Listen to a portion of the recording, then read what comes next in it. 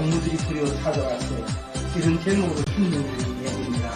장로님 오시는 길에 미처 보다가도 마련하지 못한 초병들의 손과 그 마음을 헤아리면서 이렇게 씻었는데 그것이 180명인데 당선돼서 설날 아침에 제가 180명 앞에 나가 그걸 읊었고 조선인민군 상은 구두감사죠. 말로. 말로. 인생들이여 그대들이 이 세상에 날 때 연말에 나오는 손오공처럼 돌잠에서 나오지 않았을진데 그대들에게 생을 주고 사랑을 준 그대들이 부모를 부디 공경하시라. 그리하면 그대들 자녀들 또한 그러하리. 유수와도 같은 세월은 흘러 어느덧 나의 어머니 머리에도 내렸더라 흰 서리가. 인생의 황혼기를 음미하는 그 표적이련다. 하나 나의 어머니에게도 있었더라 검은 머리에 생생한 그 고운 시절이.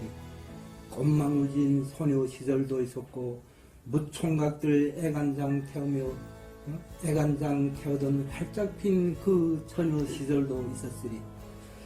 우리 삼남매 낳아 키우시느라 분주 당연했던 그 엄마 시절도 있었더라. 어머니시여 고생 많던 나의 어머니시여 이제라도 다곤히 대한민국에서 부디 장수하세요.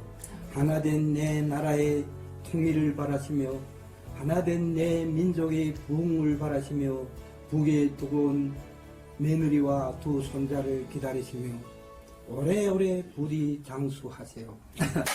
이런 내용을 꽤 길어요. 네. 그래서 그런 시를 썼고 너무 많은 시를 쓰고 읊고 했는데 아직 10년이 넘었는데 아직 시집을 못 냈다는 게 말이 될까요? 올해는 꼭 내십시오. 박세천 우리 시인님 시집을 그렇게 내자면 우리 김춘아 우리 선생님이 시를 좀 어떻게 좀 한번 우리 한번 미팅 좀 잡읍시다. 안 되겠습니다. 시집을 잘 만들어야 되겠습니다. 시보라도 저도 좀 7순이 넘으니까 저희 주변의 지인들 보니까 7순에 자서전을 못 쓰더라고요. 그게 뭐 김일성도 그렇고 뭐 대통령 하던 분들도 자서전을 해서 나는 자서전하기보다 제가 탈북자 동지의 수경모 모임에서 곡절 많은 나의 운명 이걸 써서 일 때문에 500만 원 상금 타고 댓글이 텔레비도 탔겠는데 그거 보면 돌이켜보면 내 인생의 첫 출발역은 타국인 중국이었고 중간역은 불모의 땅 북한이었고 종착역은 천국이 땅 대한민국이다. 이렇게 소설을 써가지고 했는데 저희가 원래 출생지가 중국입니다. 중국 만주인데 할아버지 때 거기 가서 독립운동을 했어요. 할아버지가. 그래서 혁명 열사 유자네라고 북한 당중앙위원회에서 저희들을 초청해서 요즘에 제가 하얼빈이라는 영화도 나와서 제가 제일 먼저 가봤어요. 그 하얼빈에서 국제열차 타고 평양으로 갔죠. 그래서 그걸 중국 생활 쓰고 북한 생활 쓰고 한국 생활 썼는데 그것이 어떻게 사람들이 마음을 그렇게 감동시켰는지 1등을 해서 상금도 타고 이랬는데 수기를 곡절 많은 나의 운명이라는 이런 제목으로 해가지고 내 살아온 인생담을 하면 정말 영화 같은 이런 장면이 많고 그런데 이제부터 쓰면 되지 않을까요? 쓴 분들이 이야기 들어보면 그 출판하는데 1000만 원이 딱 든다고 그래요. 일단 써놓으세요. 작가 한 대 350 주고 뭐 편집하는데 650 주고 근데 이미 온 선배들이 글을 쓰지 말라. 한국 분들이 뭐 관심도 없다. 이런 말도 많이 하더라고요. 거기다 시간을 허비하지 말라. 그런데 그래도 김 선생님 좋은 작품은 내가 이렇게 기록을 남겨놓으시면 정말로 언젠가는 빛을 바라볼 때가 있습니다. 그러니까 상심 마시고 낙심하지 마시고 꼭 희망을 가지시기를 바랍니다. 곧 출간을 기원하면서 이번에 여쭤봐 가봅시다. 우리 강원도 아바이 아까 말씀하신 것처럼 우리나라도 저가 클 때만 해도 굉장히 효도가 1등이었어요. 근데 이게 이제 우리나라가 잘 살다 보니까 그 부모님들이 고생한 걸 내 자식한테 모든 사랑을 쏟다 보니까 애들이 이기적으로 변해버렸어요. 그래서 요즘에는 다 애들이 부모 생각 안 하고 자기 새끼, 자기들만 생각을 해요. 근데 저가 클 때만 해도 우리나라도 큰 자식이 부모를 모시고 그게 이렇게 아버지 대라고 생각을 했어요. 큰오빠, 큰언니가. 그래서 우리나라가 변한 거지 그렇게 효가 없는 나라는 아니었어요. 그렇죠. 예, 예. 네, 제가 당연합니다. 지금 남한에 와서 네. 생각되는 건 무슨 생각되는가 하면 저는 아들 둘인데 욕 한마디 안 해보고 우리 키웠어요. 예. 착하게 잘 자라줬기 예. 때문에 학교에 와도 칭찬받고. 근데 남한에 와서 제가 한국자유총연맹 강사, 탈북자 동지회 강사로 대한민국의 학생이 몇 명 안 되는 섬마을까지 제가 다 통일 강의를 다녔어요. 네. 우리 남한 분들보다 제가 남한 땅을 더 많이 밟았어요. 네. 그런데 거기가 강의를 하면서 학생들 대해보고 선생들 대해보고 쭉 생각 드는 게 남한은 선생님 하기도 힘들고 부모 노릇 하기도 과연 힘들구나. 대통령 하기도 힘들고. 예, 과연 남한에서는 자기 역할하기가 과연 힘들겠다는 이런 막연하고 안타까운 생각이 많이 들더라고요. 저도 그런 생각 많이 해봤어요. 요새 지금 우리 상황과 이 정세가 얼마나 혼돈스러워요. 근데 어느 몇 번째 대통령이지 우리 와서 그분 같아요. 저 가면 에이씨 못해 먹겠다. 정말 그런 말이 계속 나갈 것 같아요. 예, 못해 근데 먹겠다. 이게 예. 저기 인터넷 이런 게 많이 하면서 애들이 네. 너무나 이기적으로 바뀐 유튜브가. 거예요. 네, 그래요. 네. 못 살수록 이 단합이 잘 돼요. 어? 음. 가족도 그렇고. 그렇죠. 근데 이게 진짜 이제 우리나라가 먹을 만큼 살 만큼 사니까 애들이 유튜브라든가 인터넷이라든가 이런 거를 통해서 문화를 받다 보니까는 이렇게 이기적으로 바뀐 거예요. 그러니까 네. 우리나라는 지금 예. 학교에 선생님 하기도 힘들어요. 아니, 예. 뭐이나 다 힘들 것 같아요.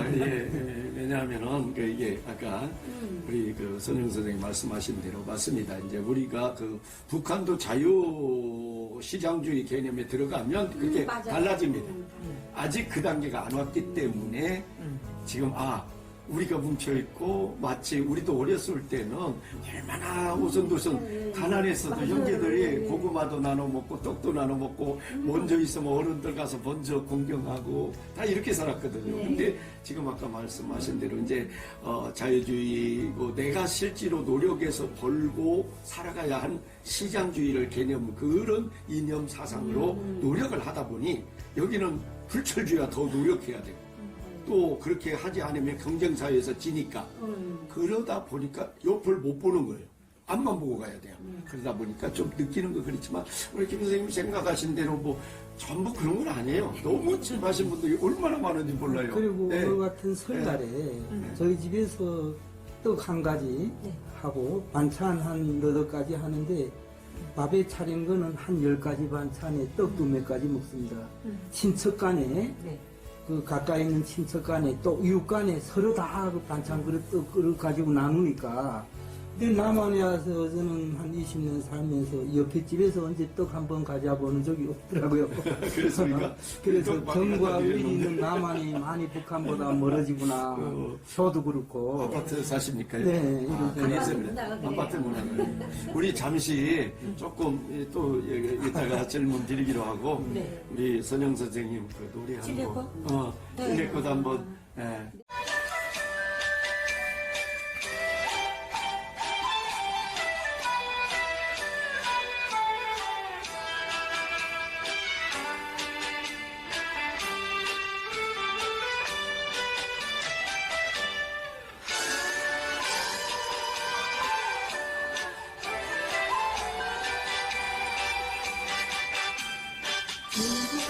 길래꽃 붉게 피는 남촌 나란히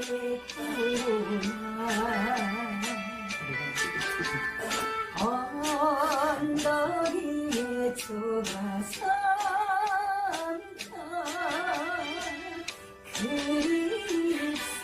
그립습니다. 자주 걸음 입에 울고 눈물에 젖어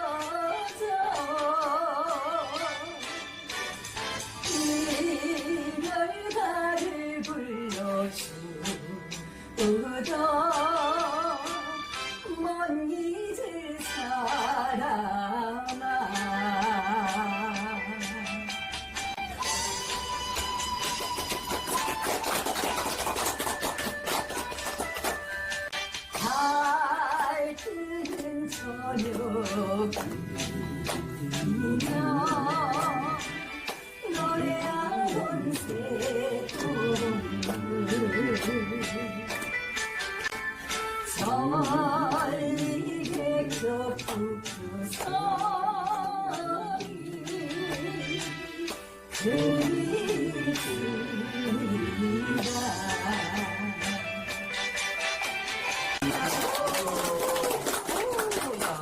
자, 우리 이번엔 신흥간으로 가볼까요? 아, 예. 어떻게 그 북한에서 우리 참으로 미영 씨는 아주 훌륭한 요리 솜씨를 가지고 계신다고 해서 어디에서 좀 근무하시면서 좀 네. 특별히 음식에 대해서 생각나는 거. 저는 한경남도 함흥 신흥간이라고 하는데 옛날엔 여기 실향민들이 발령국수집이라면 알고 있어요. 발령국수집을 자그마하게 시작했는데요. 김일성이 현지제도 함남도 현지제도 얻으면서 이름을 발령국수집을 신흥간이라고 지었는데요. 북한에 보면 억류간, 청류간, 신흥간 있어요. 세 개 간이 네. 있어요. 근데 우리가 최고의 음식관이라고 네, 보는데. 그런데 우리 정어분이가 280어명이었어요. 여기 우리는 북한에 접대원이라 한 여긴 서빙, 여긴 접대원이라는데 접대원 90명. 그렇게 해서 280어명인데 하루에 만 끼 해. 하루에 만 끼. 명절에는 2월 16일, 4월 16일, 어일절 이때 보면 2만 끼. 그렇게 하는 식당인데요. 제가 거기 있으면서 14년 일하면서 정말 거기는 혜택이 많아요. 주황당에서 신발부터 머리끝까지 화장품, 옷을. 그러니까 우리는 한경남도의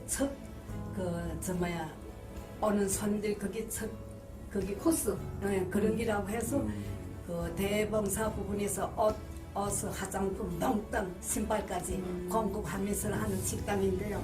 거기 들어오자면 우선 도당 옷가, 함경남도 도당 옷가에서 다 그걸 보면서 뽑아 들어오니까 우리는 식당이라 하면 내가 가기 싶으면 하고 하잖아요. 근데 거기는 일체 간부 다 문건 써서 거기에 우선 합격돼야지만 거기 들어갈 수 있어요. 거기는 행사라든가 함경남도의 큰 행사는 그 신간에서 다 하거든요. 우리는 31일 날 저녁, 내일 저녁이면 밤에 1시면 함경남도에서 시군도 간부들 몽땅 연애 그런 것부터 하는데 하여튼간 거기 김일성 그런 거 보면 우리가 앞에 홀에 보면 김일성이가 이렇게 한남도 현지지도 하는 그런 유화판이 있어요. 그 앞에는 매일 아침 양초 있잖아요. 양초가 다 닦고 첫 출근하면 반들반들하게. 다 닦고 그 일가가 그렇게 돼 있어요. 그거 다 양초를 닦고 서로가 밀고 그렇게 하면 윤기 안 나면 그래서 윤기 날 때까지 반들반들 닦아요. 그게 첫 일가 되는 일가인데요. 자간 거기 신간에 들어가자면 정말 든든한 백 그러지 않으면 내가 정말 인물책이 좋고 그러면 그러니까 그렇게 보면 돼요. 지금 평양에 가면 옥류관이 있어요. 근데 제 이 수도라고 말할 수 있는 함흥이에요. 근데 함흥의 최고의 음식점이라고 보면 돼요. 근데 이 음식점은 아무나 내가 취직하고 싶으면 들어가는 게 아니라 주황당 옷가에 올라가서 주황당에 배치받고 뭐 여기저기 다 배치받고 그다음에는 청유관에 배치받는데 함흥은 함흥대로 또 옷가 모집을 하는 거예요. 그러니까 그 옷가 대상으로 뽑혀갔다가 함흥 신흥간에서 14년을 일했다 이렇게 보면 되고 근데 그 신흥간이 그냥 고급 음식점이 아니라 역시 그것도 김부자를 위한 네, 김부자가 함흥으로 와요. 그러면 거기서 최고의 행사는 거기서 만들어지는 거예요. 진행되는 거예요. 그러니까 입는 것부터 먹는 모든 것까지 공급에 받을 수밖에 없어. 그러니까 내가 벌어서 내가 하는 게 아니라 나라에서 공급을 해주니까 저분들은 화장품부터 시작해서 일체 모든 걸 공급받으면서 그 식당에서 근무했다. 이렇게 보면 되겠죠? 김정일이의 그 명을 따라서 밑으로 내려와서 거기서 김정은이가 정일이가 주는 거. 그렇죠. 그게 궁금해요. 그렇죠, 그렇죠. 두 분이 어떻게 만나셨어요? 두 분은 들어봅시다. 우리는 여기 와서 저희들이 한국 오면 탈북민들이 국정원에서 한 2석 달 네, 네, 조사받습니다. 그 다음에 하나원이라는 네, 거기 정착교육기관에 가서 또 2석 달 정착교육 받는데 저희들이 39기입니다. 예, 근데 우리 주 선교사님은 38기. 38기. 네. 선배시네요. 그런데 제가 거기서 총무를 했어요. 그러니까 그 80명인데 네. 거기에 그 80명을 관리하는 그 직책이죠. 그런데 제가 전라도 광주를 집을 받았어요, 배정을. 네. 원래는 저 서산 가겠다 했는데 또 서산 총무가 가겠다니까 좋은 줄 알고 너도 나도 그 서산 가겠다 해서 표 뽑기만 했는데 제가 X를 뽑았죠. 그러다 나 그러면 어디가 뻔했나 하니까 저 전라도 광주에 6개가 6명이 가게 돼 있는데 누구도 안 가겠단다. 그래서 그러면 거기를 남이 안 간 데 가서 내가 보란 듯이 정착하겠다. 큰 소리 치고 갔는데 후회했어요. 광주는 문화도시고 소비도시다. 일자리가 없다. 이래가지고 광주로 갔는데 우리 어머니가 이 서울 저기 가양동 거기에 어머니는 집 받고 그래서 지금도 가양동 계세요? 아니요 돌아가셨죠. 5년 사시고 돌아가셨는데 그리고 형이 또 양천구 신정동에 살고 있고 근데 별로 그 형하고랑 같이 있기 쉽지 않고 해서 전라도 광주로 갔죠. 근데 발을 다쳤댔어요 제가. 복숭아밭에 가서 한국분, 육분 거기가 예초기 처음 돌리다가 반바지에다 샌들을 신었는데 예초기를 내가 메고 하다가 그 돌이 맞아서 발산등이 그렇게 이렇게 됐는데 그때도 한국 분들이 좀 무정하다는 생각이 그 밭주인도 동생 괜찮은 거예요. 괜찮다고 쩔룩쩔룩 하면서 시퍼렇게 부었는데 빈집에 북한에서 내가 발 다치면 한 100명은 면회와요. 직업이 제가 후방부 공급지로 높은 사람이니까. 그리고 처제들 처갓집에서 오지 근데 한 명도 거의 한 달은 무릎걸음으로 살았는데 그리고 그 밭주인도 동생 괜찮나? 괜찮습니다. 이랬더니 그날 밤에도 안 오고 괜찮다니까. 베개로 제가 매일 베개로 적셨습니다. 울면 엄청 후회했죠. 내가 왜 여기로 왔나 이런 냉대를 받자고 왔나. 문화도시로 왜 근데 우리 갔을까? 39기 생들이 총무님 발 다쳤다는데 면회 오라는가, 그 도와주려고 오라는가. 근데 거의 여자들이에요. 85%가 나보다 나이 좀 아래인 여자분들인데, 근데 우리 주명 씨가 발 다쳤다는데 그 간호하려고 오라는가 이러더라고요. 그래. 아니 괜찮다. 그러니까 이러더라고요. 그럼 우리 합해서 같이 살지 않겠는가. 본인이. 네. 그리고 애들 어느이가 있어요. 동생이 대시했어? 애들 어느이가 있는데 걔들은 교육시키는 건 내가 책임지겠다. 살림하는 것도. 그리고 짐승들도 자기 새끼 가족을 커하는데 자기하고 같이 살면서 내가 버는 돈 100% 모아서 북한의 가족한테 보내줘라. 그 다음에 통일이 되든 북한의 와이프가 탈북에 오면 자기는 깨끗하게 양보하고 물러나겠다. 두 가지 조건을 제시하더라고요. 그렇게 멋있게 했어? 그래. 그러면 내가 좀 발도 났고 엄마 볼라도 가고 서울 가겠으니까 그때 만나 한번 구체적으로 토론해보자. 그래서 서울 갔다가 이 노원에 찾아갔죠. 찾아갔어요? 네. 그건 잘했다. 근데 딱 무릎 꿇고 다소곳이 조선 여성 품성이더라고요. 그랬어, 자기? 네, 그래가지고 여성답게? 잠깐 그럼 우리 살아보자. 살아보자. 이래가 사는데 지금 북한에서 함흥 여자라면 머리를 흔든다. 함흥 얄개라면 좀 세다고. 세다고. 함흥 얄개, 정평짜드래기, 동대북청 이렇게 지역에 따라 사람들이 성격 이런 거 가지고 그런 게 있는데 평양 노래. 조금 성격이 센 게 좀 힘듭니다. 아니 근데 근데 대단히 생활력이 강하죠. 주시 여인치고 아주 그냥 그 친성을 좀 줘야 되겠네요. 대단한 아주 화끈한 거 김은기고 아니면 아니고. 근데 그리고 제가 어디서 많이 거의 감동을 받았는가 하면 여기 와 그 1월 달에 중국의 영길에 노블 치과라는 데 가서 이빨 좀 뽑고 치료받으려고 갔어요. 근데 거기에 가서 계산툰 제지공장이라고 엄청 큰 그 공장인데 거기 당석이 이름도 생각나는데 김영희라는 여자가 있어요. 그 여자한테 탈북자가 당석이한테 돈을 중국 돈 10,000원을 그 전에 중국 돈 10,000원 그걸 주고 그리고 많이 도와줬대요. 당석이를 탈북자 신분으로. 그러니까 연결해 간다니까 난 중국말도 모르니까 그 영희한테 전화한 거예요. 우리 남편이 가니까 역전에 연길역에 마중 나와서 너네 집에 데려가서 잘 그 보살피고 노블 치과에 가 치료받게 가서 제가 그 당석이한테서 다 들었어요. 중국 생활. 근데 남편이 중국에서 사망했어요. 네? 저기 그 광주 쪽에 남방 중국 남방 쪽에 가서 살았는데 한국 회사에 다니다가 심장병으로 사망했는데 그 화장해가지고 근데 탈북자 신분으로 중국 신분증이 없으면 화장을 못해요. 장례식을 못해요. 중국에서. 그런데 그 중국의 친척이 그 공안의 간부도 하고 그러니까 그 친척들 도움으로 화장도 했고 그래가지고 유고를 죽어서도 고향 보라고 거기에 그 계산툰에 도망강 옆에 와서 또 1월달에 엄청 그 눈이 많이 왔대요. 눈이 흐를까지 왔는데 인부들을 5명을 사가지고 눈을 눈을 치면서 중국 사람이 가수원을 사가지고 거기다가 매장했대요. 그리고 그 땅을 사가지고 탈북자가 그리고 그 소주병에다가 남편 이름 사망 날짜 써서 지금 묻어놨는데 동생이 그랬어요. 대단하다. 그런데 신이에요. 내려와서 그 마을에 누구 신고해서 잡혔어요. 파출소에. 그래가지고 탈북 신분증이 없지 탈북자라는 게 딱 걸리니까 그래 이렇게 해서 나는 여기 왔다 계산돈이 그러니까 나 소장이 옆에 방에다 여놓고 파출소 직원들끼리 회의를 했대요. 너네 와이프 같으면 이렇게 하겠나? 그러니까 우리가 한 번은 눈 감아주자.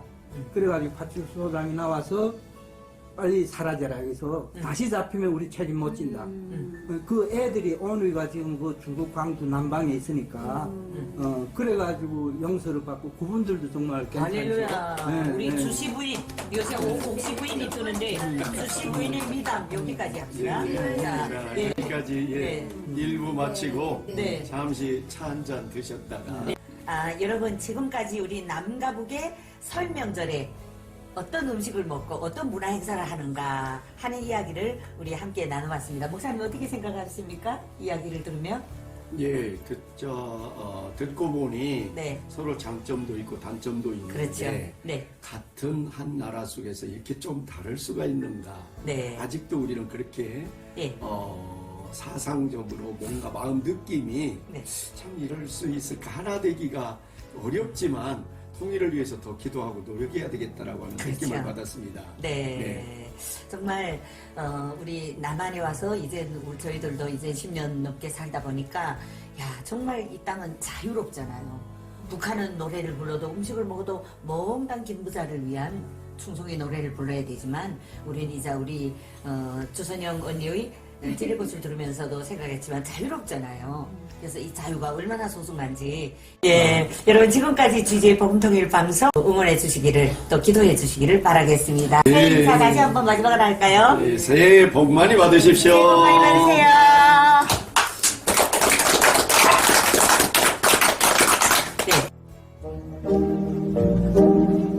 네.